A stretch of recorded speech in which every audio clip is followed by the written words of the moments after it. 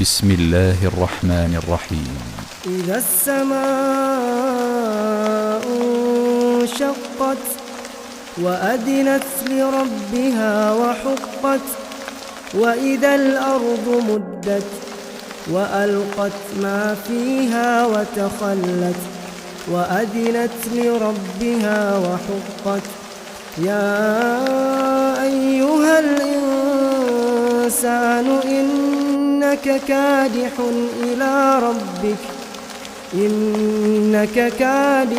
إلى ربك كدحا فملاقيه فأما من أوتي كتابه بيمينه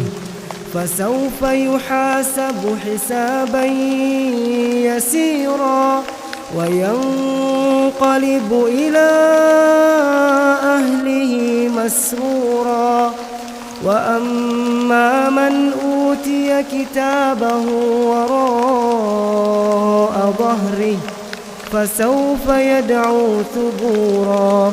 ويصلى سعيرا إنه كان في أهله مسرورا إنه ظن أن لن يحور بلى إن ربه كان به بصيرا فلا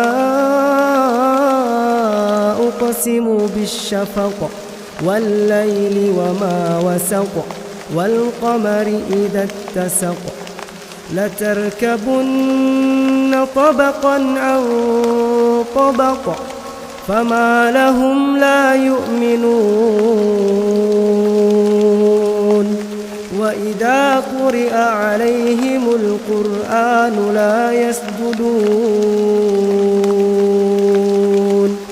بل الذين كفروا يكذبون والله أعلم بما يوعون فبشرهم بعذاب أليم إلا الذين آمنوا وعملوا الصالحات لهم أجر غير ممنون